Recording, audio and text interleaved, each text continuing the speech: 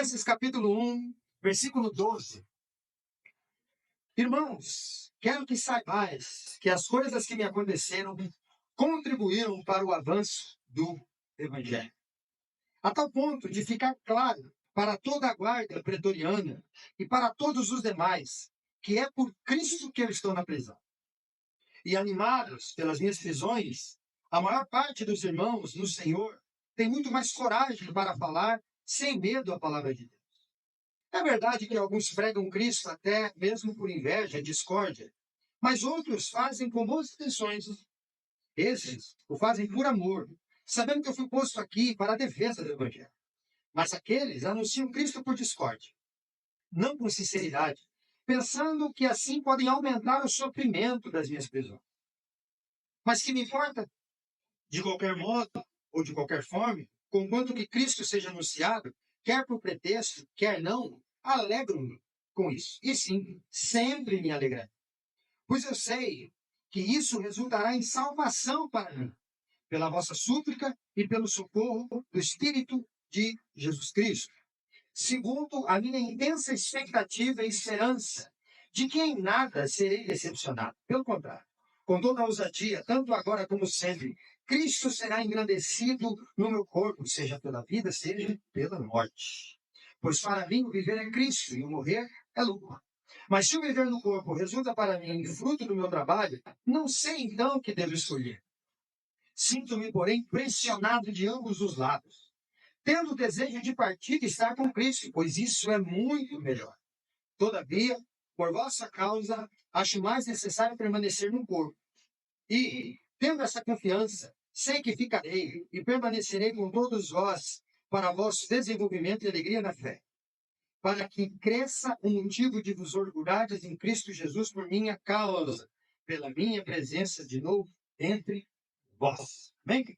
Pai, obrigado por essa manhã, obrigado por tudo que tem acontecido até aqui, e agora nós pedimos que a tua palavra tome o lugar, que a gente agora entenda que o livro e o texto tem que se transformar em palavra, tem que virar chão para a gente andar em cima.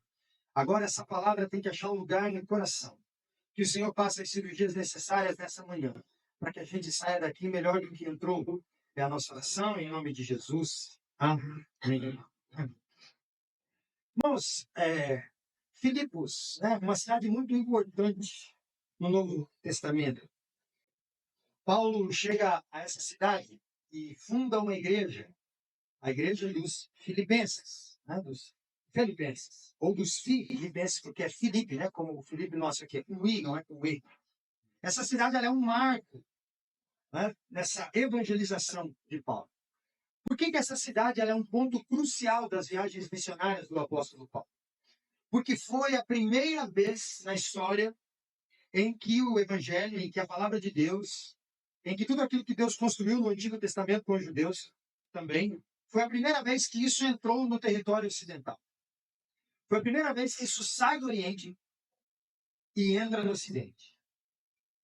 É o primeiro passo do que Jesus havia ordenado até os confins da terra. É quando se abre a porta para os confins, para aquilo que estava para além de Israel, para além dos limites de Israel. Chega no Ocidente. Hoje, Filipos seria a Macedônia, né? Esse país ainda existe, né? Ele é grudado, colado com a Espanha, na Europa. Filipos seria hoje aquilo. Aliás, Filipe II, quem fundou a cidade de Filipos, e aí você entende por que ela chama Filipos, né? Ele deu o nome da cidade em homenagem a si mesmo. Filipe II, ele assume o trono da Macedônia. E ele é esse rei, ele funda, muito antes do Império Romano ainda. Em 359 a.C. Dá um nome a si mesmo. Engrandece essa cidade. Faz de Filipos a cidade principal do reino macedônio. E ele engrandece ela por meio de subornos. Filipe II não é um sujeito muito confiável, né? Ele compra as pessoas. Ele suborna as pessoas e com isso engrandece o seu reino. A costa toda dessa parte da Macedônia, principalmente onde estava Filipos, ela tinha muita extração de ouro, né? E aí ele compra pessoas. Tem uma frase que é atribuída a Filipe II que é muito interessante. Ele diz assim, ó, Nenhuma fortaleza cujos muros possam ser conduzidos jumentos carregados de ouro é intransponível. Quer dizer, você pode fazer o muro maior que você quiser para se defender de mim, mas se eu conseguir fazer passar um jumento com ouro, de como? E aquilo ali. Então, essa era a fase preferida dele. Ele era um sujeito assim. Mas apesar de Filipe engrandecer a cidade de Filipos e a Macedônia, quem fez do Império Macedônio do pai um grande império, o Império Grego, foi o filho dele chamado Alexandre, que a gente conhece na história como Alexandre o Grande. Alexandre o Grande é filho de Filipe. E é ele que faz e torna o reino da Macedônia um grande, expressivo império, o maior da sua época. Né? Alexandre é um grande conquistador, Alexandre é um nome na história da humanidade, ele é um marco. Alexandre chega até as Índias com o Império Grego. Ele vai longe, né? É um vasto império. É ele que faz com aquilo que o seu pai sonhava se tornasse uma realidade. Né? Um grande império grego. E o que é interessante que Filipe e Alexandre, pai e filho, eles contribuíram de uma maneira inacreditável, mesmo que de maneira involuntária, para a propagação do evangelho tempos depois. Aqui eles já começam a construir e pavimentar o caminho do evangelho sem saber que estavam fazendo isso. E como que eles contribuem? Construindo um mundo de uma fala só. Porque quando Alexandre assume esse império, quando ele funda esse império, ele traduz todas as obras disponíveis para o grego, inclusive o Antigo Testamento. Traduz tudo para o grego. Né? Ele cria um mundo de fala helenística, que a gente chama, que é o período helenístico, o período grego. Então, todo mundo fala grego além da sua língua natural, a sua língua nativa. Todo o império é obrigado a aprender. E vira a língua principal, a língua do comércio, a língua de tudo. Quando isso vem com Paulo, tempos depois, Paulo não tem dificuldade de pregar o evangelho, porque todo mundo fala uma língua só. Inclusive, o grego é a língua, é o idioma do Novo Testamento. O Novo Testamento, no original, é em grego. Vocês percebem a contribuição? É uma contribuição enorme, mesmo involuntária. Ele diz, eu vou fazer todo mundo falar a minha língua. E Deus diz, sim, porque eu vou precisar disso lá na frente. Então, você vai fazer. Deus está aqui preparando o caminho do evangelho.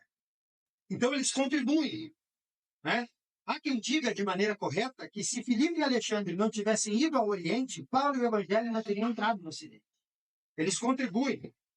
Nos tempos de Paulo, já bem depois de Alexandre mesmo, essa cidade, Filipos, ela é uma honrada colônia romana. Aqui já é o Império Romano, o Império Grego já passou. Né? Ela é uma colônia romana. E ela tem uma importância militar. Por quê? Porque nesse período de Paulo, Filipos era onde os soldados iam morar depois de aposentar.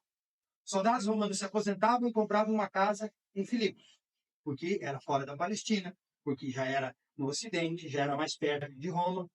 Então, os soldados moravam aqui, iam se aposentar. É como se aposentar e ir morar em Bombinhos.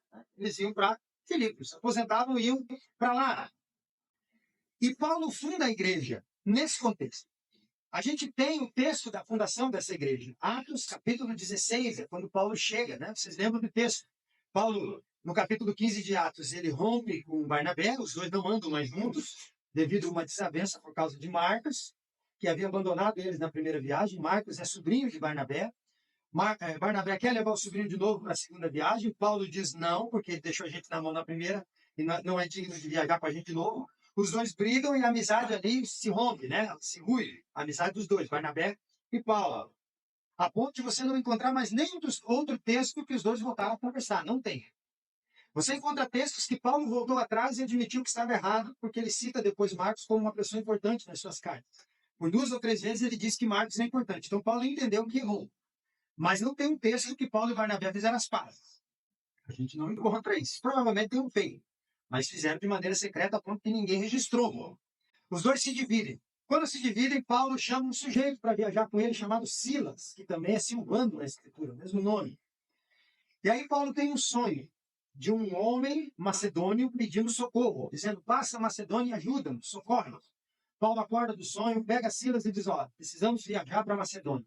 Faz uma viagem de navio e chega nesse lugar chamado Filipos, nessa cidade. A prova de que não tem nada, nenhum resquício de judaísmo é que não tem sinagoga. Paulo tem que pregar na praia. Paulo prega na praia. E aí se converte uma mulher chamada Lídia. Ela se converte, ela é uma comerciante importante da cidade, muito rica. Né? Ela se converte. Paulo já faz uma igreja na casa de Lídia. O problema é que quando o evangelho chega, a perseguição vem junto, né?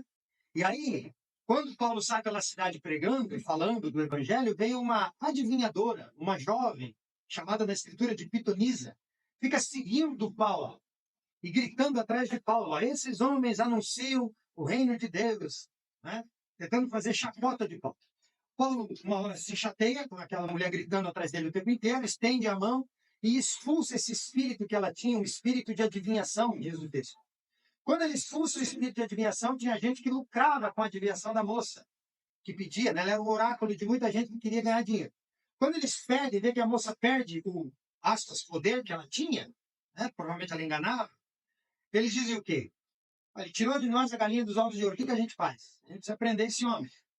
Como chegar para alguém e dizer, olha, prendam ele porque ele tirou o espírito que me dava lucro? Não vai fazer sentido essa acusação.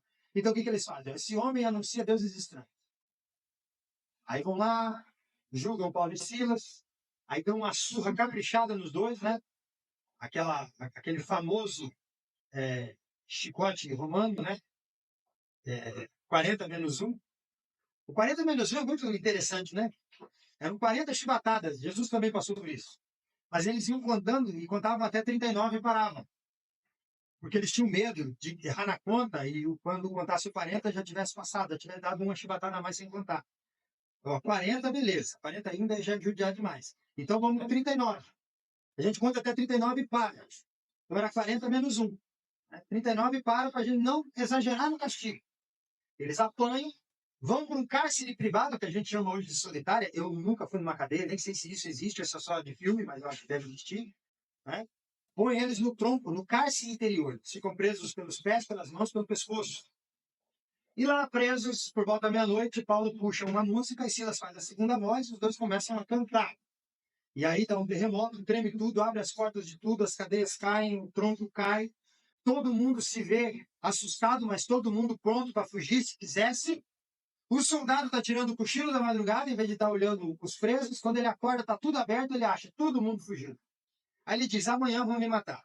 Então eu vou fazer o seguinte, eu já vou adiantar o trabalho, me suicido e me mato agora, porque amanhã não vai ser bom, a hora que vem, porque eu dormi, todo mundo fugiu. Quando ele vai se matar, Paulo aparece e diz, não faça nenhum mal a ti mesmo, não faça nada, fique tranquilo, ninguém fugiu, está todo mundo aqui. E o rapaz fica atônito, assustado, cai de joelhos diante de Paulo e diz assim, o que é isso? Né? E Paulo diz, crê no Senhor Jesus e será salvo tu e a tua casa.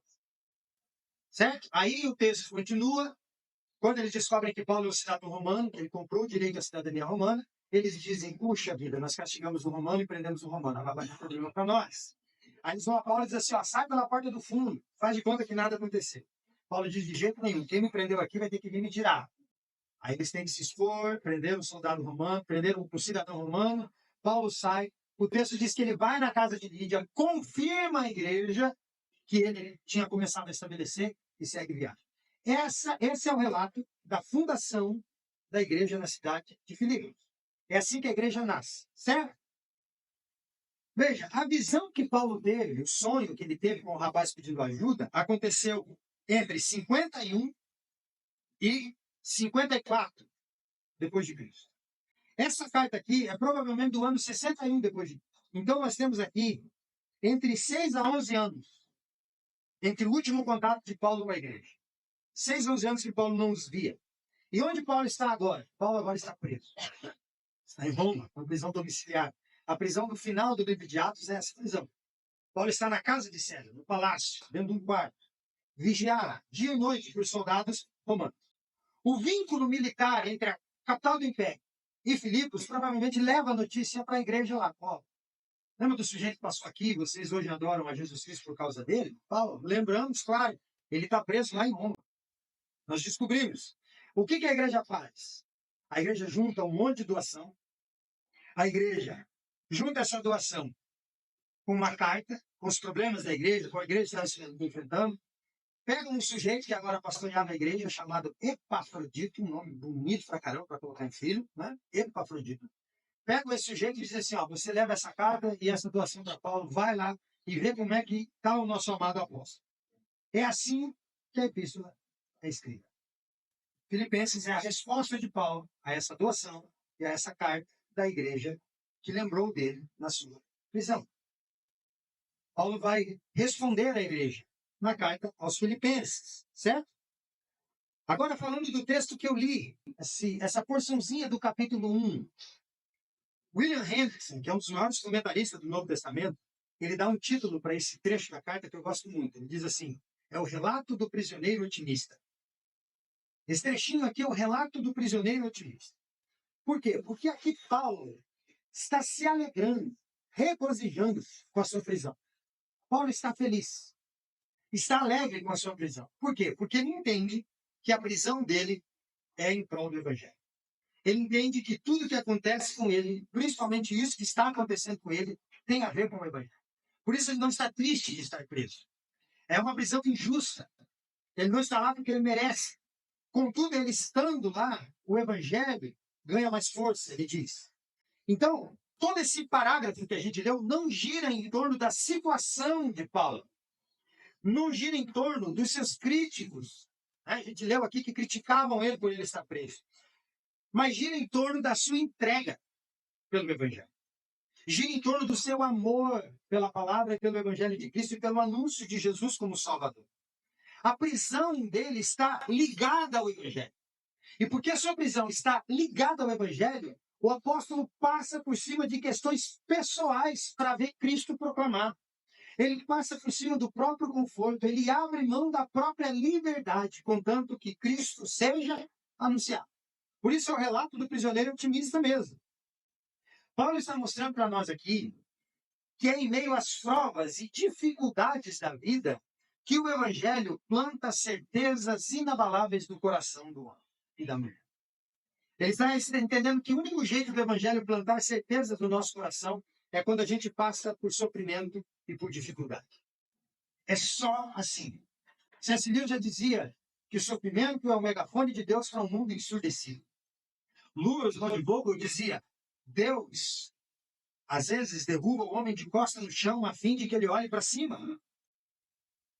Então, quando Deus nos permite sofrer, ou quando Deus nos dirige ao sofrimento, Ele não quer o nosso mal, Ele não quer a nossa destruição, muito pelo contrário. Ele quer que a gente entenda que essas situações forjam o nosso caráter nele.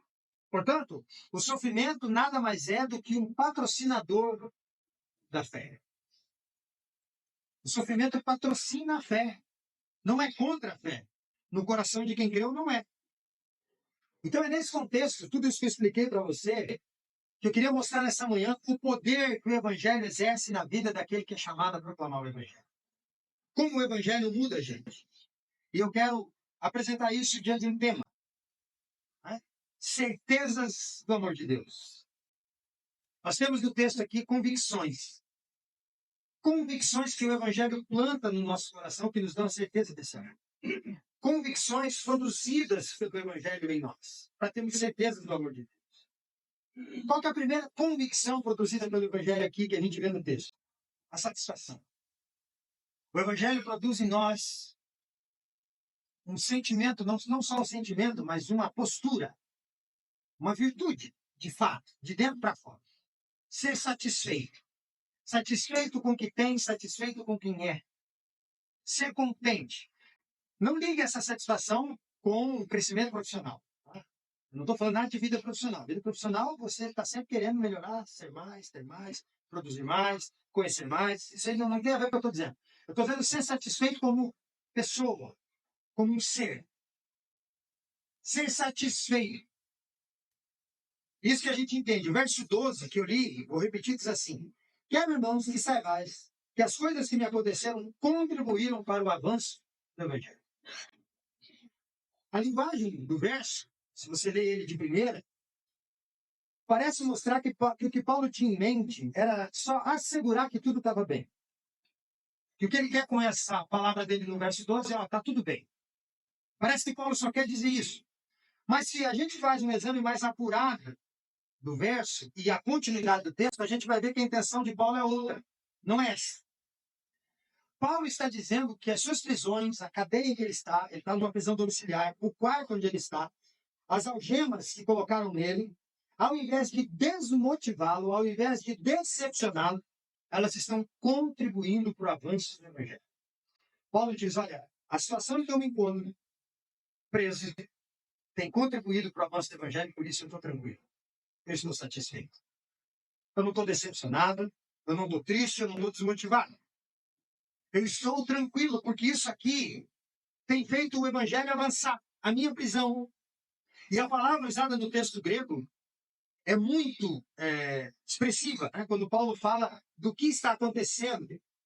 Paulo diz aqui, ele usa a palavra protopéia para avanço do evangelho. Essa palavra que Paulo quer usar para o avanço do evangelho. Protopéia é a junção de duas palavras, né? Antes, copto e protopéia, é como se fosse remover antes, a palavra remover. Paulo está dizendo que o evangelho está avançando e no original ele diz: os empecilhos estão sendo removidos. É isso que ele quer dizer. Essa palavra era usada para designar um exército romano específico. Essa patrulha do exército romano, ela ia antes do exército propriamente dito, dos homens de batalha. Era uma equipe que ia antes para remover todo o empecilho que tinha no caminho, para que quando as legiões romanas marchassem de maneira livre. Então, por exemplo, se eles iam conquistar uma cidade, tudo era planejado com os romanos. Essa tropa ia antes, limpava o caminho, chegavam a derrubar árvores. Você assiste filme que eles chegam a construir pontes, para que quando as legiões viessem, não tivessem que parar, marchassem o máximo possível, não tivesse nenhum impedimento no caminho. Eles limpavam o caminho, de maneira que os romanos chegavam antes do inimigo e chegavam rápido e chegavam em muitos, porque nada impedia essa marcha. Paulo diz que a prisão dele tem servido como essa tropa. A prisão de Paulo, diz ele, tem removido os empecilhos para que o evangelho avance. A minha prisão tem arrancado árvores do caminho, tem limpado o caminho para que o evangelho de Jesus vá em frente. É isso que ele diz.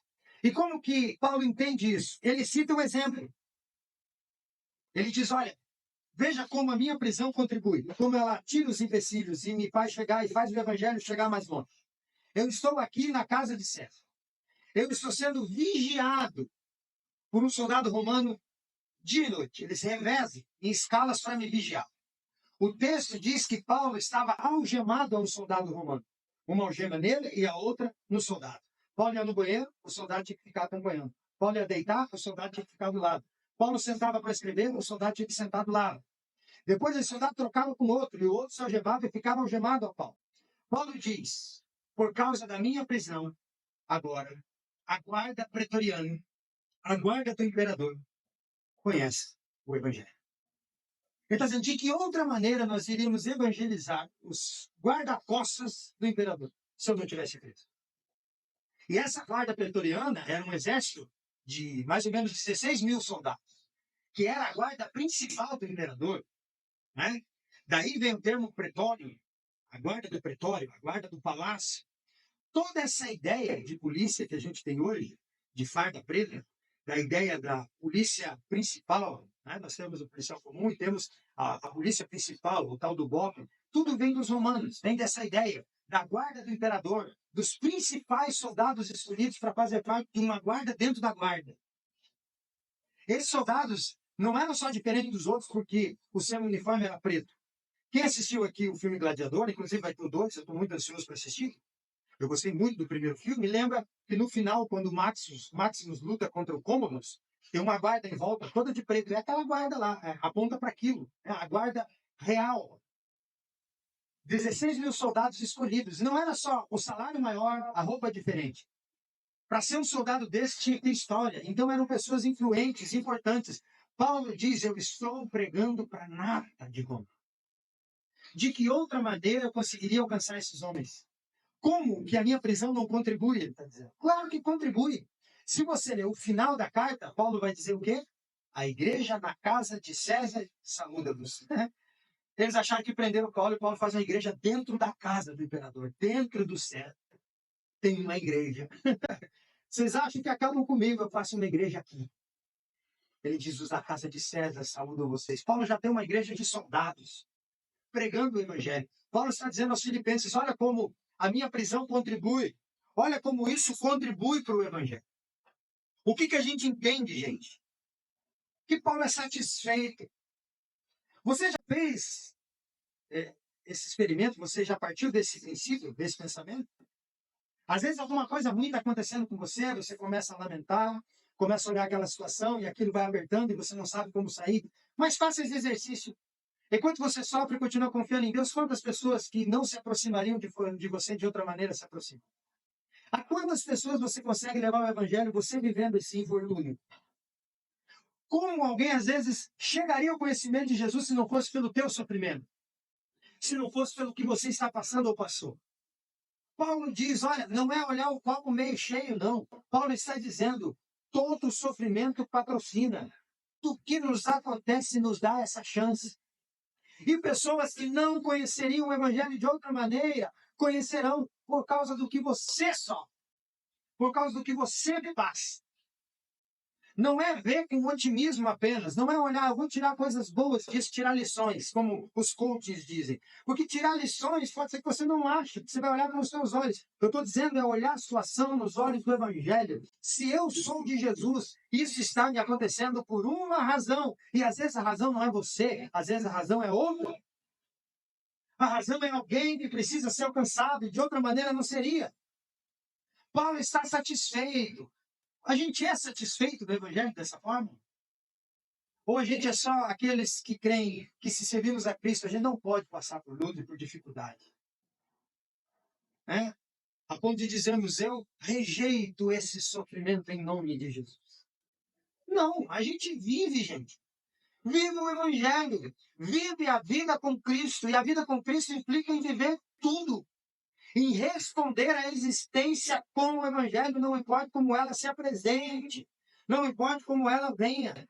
Não importa como a realidade amanheça, a gente encara ela com os olhos do Evangelho, com a vida em Cristo. Paulo tem isso em mente. Veja que Paulo é muito resolvido, ele é decidido por Jesus Cristo, satisfeito, a ponto de não se importar com o seu conforto, com a liberdade, com a falta dela, não se importar com o seu bem pessoal, desde que o seu sofrimento sirva de caminho para o Evangelho.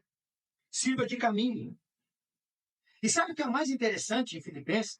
Se nós pudéssemos ouvir essa carta, além de ler, ouvir, o que a gente ouviria da carta, todos os tons dessa carta seria uma grande gargalhada.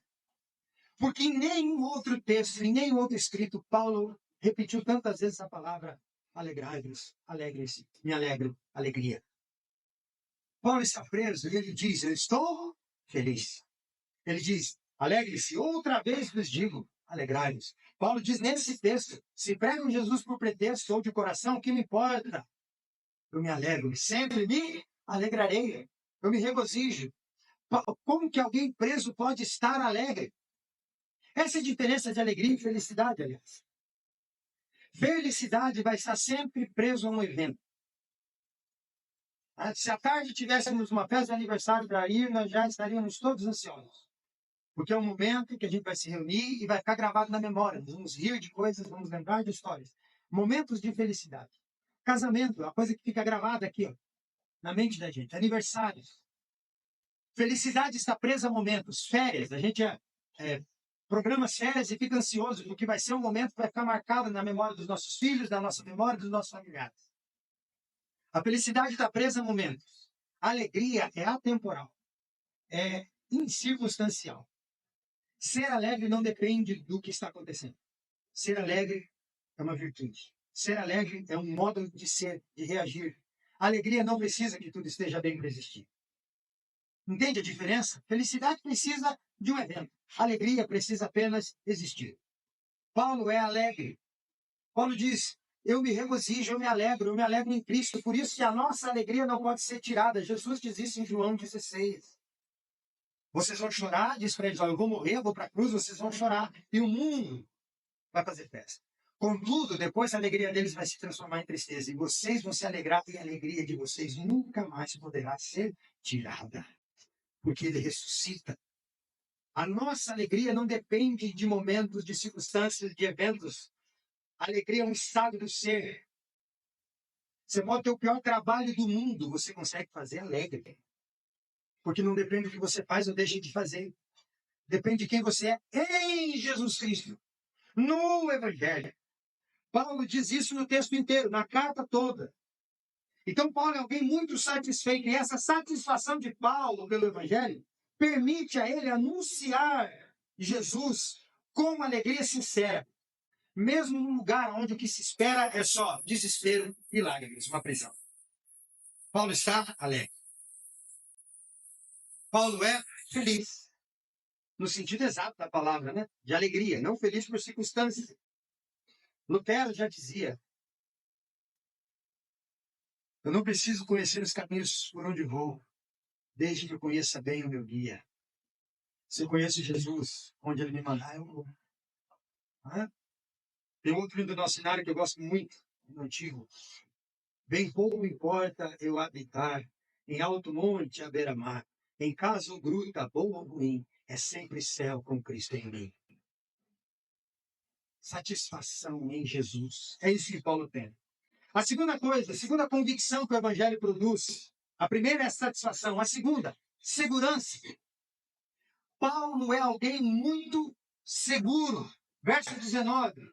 Pois eu sei que isso resultará em salvação para mim, pela vossa súplica e pelo socorro do Espírito de Jesus Cristo.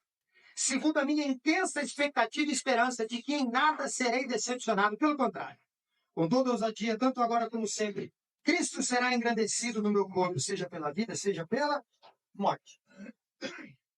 A confiança de Paulo em Deus está acima de qualquer cálculo humano. Tem hora que você lê as cartas de Paulo e Atos dos Apóstolos, a história desse homem, você fica impressionado. Né? Diz assim, será que isso aqui não é fábula? Será que esse homem não é um personagem inventado? Porque como é que alguém pode se anular tanto por outra coisa? Como é que alguém pode desistir tanto de si mesmo por amor a uma coisa, por amor a uma pregação, por amor a um anúncio? Quer dizer assim, porque, vamos ser sinceros, com 5 minutos a gente entrega a toalha e dizer não, chama outro, isso não é pegar.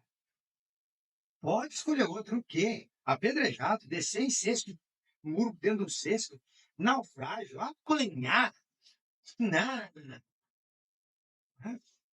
Pregar, se desprender para depois ter que escrever para os coríntios que não gostam dele, que acham ele fraco, e daí você tem que ouvir de quem você tem um coração para aquele que vai ser Jesus, ele te diminuindo. Qualquer um desistiria, mas esse homem aqui, ele é tão seguro em Cristo e tão seguro no que faz, que impressiona. Ele tinha um objetivo traçado de uma maneira impressionante. E o objetivo dele era um só: ser uma testemunha de Jesus em todo tempo, em qualquer situação, em qualquer circunstância. Principalmente agora no seu confinamento. Ele queria ser uma testemunha na cadeia. É como se dissesse: se for para ficar preso, eu vou ser o melhor preso. Eu vou ser o melhor de todos. Ele tem isso no coração. E ele tinha certeza que ele ia concluir isso. Nada colocava isso em dúvida. A palavra que ele usa aqui para salvação é a palavra grega conhecida, né? Soteria. E ela também pode ser traduzida por libertação. Por isso aqui ele não está falando de salvação em Jesus, pela fé, pelo céu, salvação da alma.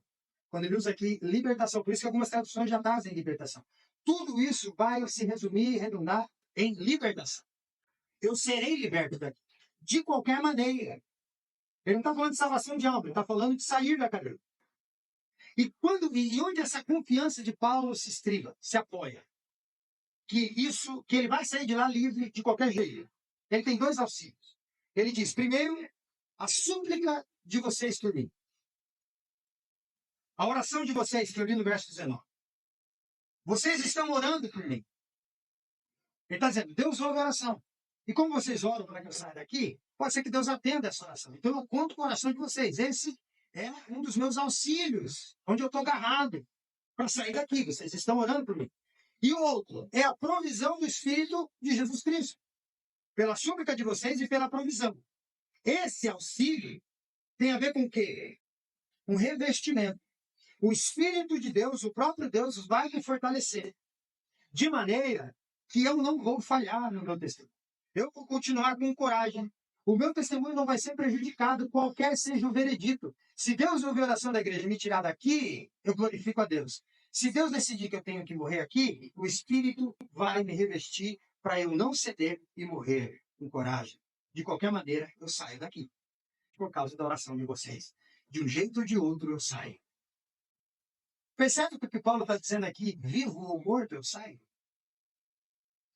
Gente, a gente tem dificuldade, às vezes, de escolher entre comer uma banana e uma maçã. E a gente faz uma crise existencial em cima disso. Paulo está dizendo aqui, não sei se fico vivo ou se morro.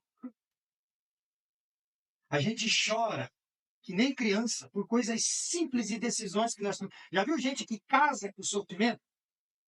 Como eu conheço gente assim. A pessoa vem e conta uma história do tamanho do mundo, do que está acontecendo com ela. E a resposta daquilo tudo está lá no meio, bem pequenininho. Eu separo tudo, jogo tudo para fora, pego só aquilo e põe no colo dela e digo, ó, decisão simples, larga isso. Mas você está sendo simplista com o meu sofrimento, pastor. Não é tão simples. Como não, meu amigo? É só largar. É só não fazer. Ora, mas as pessoas querem o quê? Elas querem plateia. Elas querem que aquilo seja grande. Quando na verdade é simples. Agora imagina Paulo, gente. Imagina o dia que Jesus cobrar de alguém a vida ou a morte. O que essa pessoa vai fazer? Ela se suicida. Paulo está dizendo aqui entre vida e morte. A gente, como cristão Nutella, fica reclamando de PT, de PSDB, de não sei o quê. Fica chorando com coisa mínima, que é só você virar as costas. Eu vejo gente assim, eu não aguento, eu vou para a rede social. Exclui a rede, criatura. Aí você não vê.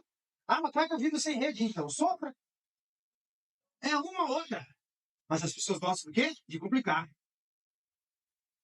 A gente vive esse evangelho fraco, pequeno, minúsculo, exatamente porque a gente é criança ainda no evangelho. Paulo está tendo que lidar com a vida. E Paulo diz, olha, se Deus me tirar daqui, eu continuo pregando. Se eu morrer aqui, eu não desisto. Eu sou de Cristo. Se Jesus exigisse essa intenção e essa decisão de um de nós, ele nem faz, porque a decepção ia ser enorme. A gente não consegue lidar entre um carro branco e um vermelho. A gente ainda fica, o que será? Vou ligar para o pastor, será que eu compro branco ou vermelho? Pergunta para tua mulher, ela vai te ajudar a decidir quando o carro. Não tem nada a ver com isso. A gente tem que pensar no evangelho como Paulo está fazendo aqui. De qualquer maneira, eu saio, eu não fale. O que Paulo escreve no verso 20, aí é mais assustador ainda. Paulo diz aqui, ó, segundo a minha intensa expectativa. Paulo diz que tem uma expectativa que consome ele. Aquilo que alarma qualquer um é o que faz o coração de Paulo arder. A expectativa dele é qual? E aí? Será que eu vou sair vivo ou será que eu vou sair morto? Paulo diz, pois como eu queria já antever isso. Eu estou ansioso para saber. Estou ansioso para saber se eu vou sair vivo ou morto. Como será que vai ser? Imagina, gente, o homem está querendo adiantar uma decisão que todo mundo quer prorrogar. Paulo está dizendo, será que alguém já me conta? Será que alguém já não sabe? Eu queria saber. E a palavra que ele usa para bem de expectativa só tem 2 vezes no Novo Testamento, e as 2 vezes é escrito pelo apóstolo Paulo. Aqui em Romanos. Só 2 vezes ele escreve isso. E por mais que para nós seja uma expressão, ardente, expectativa, 2 palavras, no texto grego é uma só. Apokaradokia. Ele junta 3 palavras numa expressão. Apo, separado. Cara, cabeça. E dokeio, mirar. É como se ele dissesse, eu estou mirando naquilo que está fora da minha cabeça. Eu estou querendo enxergar naquilo que não está aqui dentro. Eu estou querendo ver aquilo que eu ainda não processei. Hernandes Divaldo vai dizer que é como se Paulo estivesse sentado no ombro de um gigante para ver se conseguia olhar mais longe. O outro comentarista do Novo Testamento e dessa carta vai dizer que é como se Paulo chegasse na beira de um precipício, onde não tem como dar mais nem um passo, nem você cai. E ele estica o pescoço para ver o que tem além. A expectativa está lançando ele para frente. Ele diz como eu queria adiantar isso para saber com que maneira eu vou glorificar Jesus. Se é saindo andando ou se é sem cabeça, como acabou a vida dele na outra prisão em 2 Timóteo. Olha, gente, a expectativa do homem. Quando será que a gente consegue isso? Paulo está dizendo assim, será que eu vivo? Será que eu morro por causa do Evangelho? Como que será que vai ser? A gente está agarrado na vida com os 10 dedos da mão e os 10 do pé. Né? Quem aqui quer ir para o céu? Erga a mão, se você quer ir. Quem quer ir para o céu? Eu quero. Quem quer ir? Agora baixa a mão. Quem quer morrer hoje para ir para o céu? Quem quer morrer hoje para ir para lá? Percebe? Não estou dizendo que a gente deva querer morrer. O problema é que a gente vive como se isso não fosse acontecer às vezes, ou vive como se nós pudéssemos escolher essa hora. Paulo diz isso não existe. Por isso você tem que estar pronto diariamente para saber de que jeito você vai glorificar o Deus do Evangelho. Quando cobrarem a sua fé. Quando pedirem a sua alma. Como que isso será? E o mais interessante é que cristãos geralmente morrem sem glamour. Né? Meu avô evangelizou o Paraguai. Se existe a Assembleia de Deus no Paraguai, a culpa é do meu avô. Missionário da Assembleia de Deus, pai do meu pai. Missionário Ireno Jacinto da Silva. Você fala esse nome no Paraná, na Assembleia de Deus, tem gente que chora. Um homem com uma marca histórica. Morreu num quarto, numa casa de invasão do meu tio, irmão do meu pai. Escondido no meio de uma favela. Morreu lá. 2006. Com câncer nos ossos.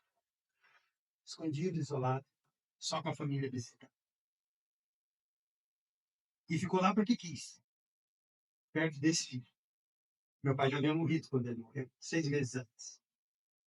Aí você diz, cadê o glamour de quem fez tanto para Deus? Não tem glamour. O glamour do meu avô, do Paulo, nosso, é esse aqui. Como que a gente vai glorificar Jesus? Como será que isso vai acontecer? Segurança em Jesus Cristo é o que Paulo tem. Segurança em Jesus. Paulo confiava em Deus de tal modo que ele estava ansioso pelo fim do seu confinamento, da sua prisão. Mas não como quem espera a liberdade em si, mas sim como quem quer saber de que maneira vai glorificar Jesus Cristo. De que modo vai glorificar Jesus.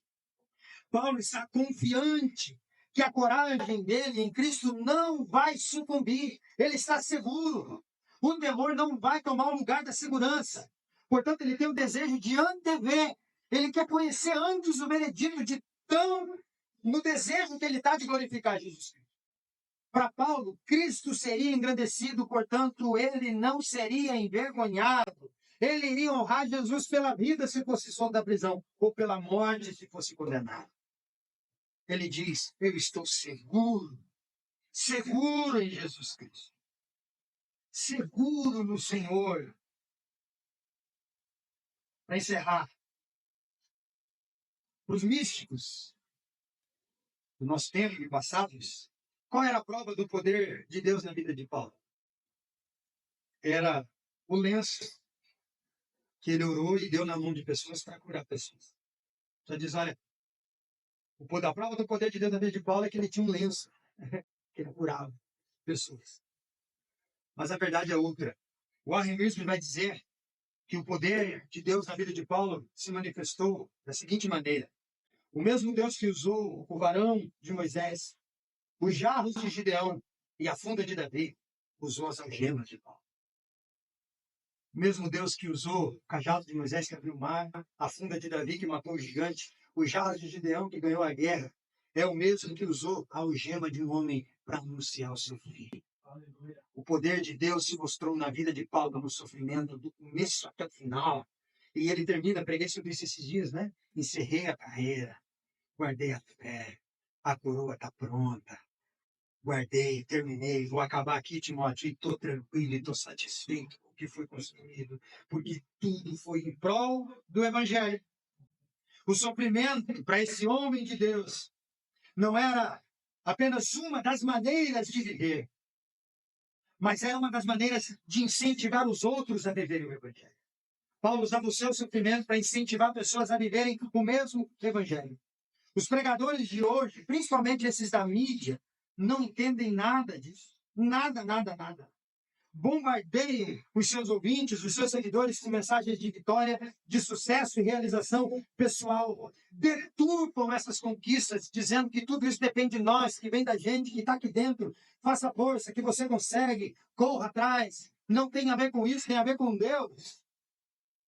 Por isso, criam fileiras de evangélicos insatisfeitos, inseguros e sem sentido de existência, que pensam em Deus como moeda de troca, que veem sempre Deus como um fim para alguma coisa. Eu vou na igreja porque eu quero uma casa, eu vou na igreja porque eu quero um carro. E aí, se o sujeito daqui de cima souber manipular, ele enriquece com isso. E aí você tem que honrar o líder. Não é? Tem que honrar o líder. Eu passo longe. Honre teu pai, honre tua mãe. É isso que a Bíblia manda, é Jesus Cristo. a mim, me respeite no mesmo nível que eu te respeito. E nós vamos viver bem, com o amor de Deus, um pelo outro. Sem eu te bajular, sem você me bajular. Porque não precisa. Isso não existe. A palavra honra, no meio do evangelho hoje, é quase que um palavrão para mim. Eu não suporto essa palavra. Honrar, honrar, honrar. É? A Curitiba tinha igreja que a mulher fazia um bolo, tinha que tirar o primeiro pedaço e levar lá na casa do pastor. O primeiro pedaço tem que ser pastor, senão Deus não vai abençoar a minha casa. Aí depois estão desse tamanho, não sabe por quê. Só come a custa dos outros. Essas honras, essas coisas. Gente, isso não tem nada a ver com. Onde que isso tem? Cadê Paulo exigindo isso? E cadê Paulo sendo honrado? Veja, Paulo recebe ajuda, e no capítulo 4 de Filipenses, se você ler depois, Paulo vai dizer o que para eles? Vai dizer, agradeço a doação, muito obrigado por lembrarem de mim, não estou sendo ingrato. Porém, eu aprendi a viver. Eu sei de tudo e sei não ter nada. Em todas as coisas eu estou experimentado, tanto viver com abundância como escassez. Posso todas as coisas naquele que me fortalece. Cadê aqui Paulo exigindo honra? Paulo diz, obrigado pela ajuda, mas não me dê como necessitar. Eu sei viver, eu sei ter e sei não ter. E todo mundo tem que aprender a viver assim. Porque tem dia que a gente tem e tem dia que a gente não tem. Não é? É assim que funciona. Não é assim? Tem dia que tem 3 e os 3 não funcionam. Você não tem nenhum. Não é o que aconteceu contigo essa semana? E a gente aprende a viver em Cristo assim. Confiando em Deus, correndo atrás, fazendo o que pode e confiando que Deus vai fazer o que a gente não pode. É o que Paulo está ensinando para a gente aqui. Que a vida no Evangelho é essa vida de satisfação, de certezas plantadas pelo Evangelho. Satisfação e segurança. O que a gente decide hoje pelo Evangelho? A proposta de Paulo é que a gente seja resolvido, confiante, abnegado, seguro, satisfeito em Jesus Cristo. Tudo que eu te disse hoje, aqui de manhã, agora de manhã, é o Evangelho. Grito no coração do inferno. Mas não vai adiantar de nada se a gente não colocar isso aqui em prática. Veja, os demônios, quando ouvem o anúncio do Evangelho, estremecem, diz a Escritura. E às vezes isso não faz nem costa, né, gente? A gente tem que aprender a confiar em Deus, gente. Confiar. Confiar de verdade, de fato. Né? Aquela perguntinha que eu sempre faço. Tem alguém aqui que antes de vir para o culto hoje, quando estava se arrumando lá em casa, pensou em não vir, porque ficou com medo que o chão aqui abrisse e a gente fosse engolido, e essa construção caísse toda para dentro de um buraco enorme aqui, e nós fomos engolidos pela terra? Tem alguém que hoje pensou exatamente isso. Eu não vou ao culto porque eu estou com uma sensação estranha. O chão vai rachar e nós vamos ser engolidos. Então veja, a gente confia no chão e não confia em Deus. A gente confia no chão e não confia na rocha. A gente diz, pastor, mas não pode ser assim. Se fosse para acontecer isso, tinha que ter sinais. Terremoto, sei lá o quê, erosão. A defesa civil tinha que ter vindo e condenado a construção, o senhor está exagerando. Estatisticamente não acontece assim, então pior. A gente vive por estatísticas.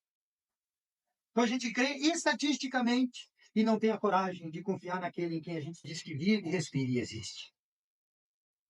Você entra no avião para viajar, você não fez curso com o piloto, você não sabe se ele passou a faculdade toda bebendo no bar da frente, você não sabe se ele viajou bem, mas você senta e diz, vou chegar lá. Ninguém tira isso da sua cabeça. Por que você não confia assim em Deus? Por que na hora que é em Deus, aí vem todas as desconfianças?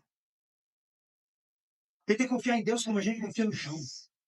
Como a gente sabe que esse chão não vai sumir debaixo do nosso pé, é o mesmo jeito que a gente confia em Deus. Ele é o meu Senhor. Paulo está dizendo aqui, eu vou glorificá-lo. De um jeito ou de outro. Mas ele será glorificado porque ele me guarda. Ele é meu. Eu estou seguro e estou satisfeito.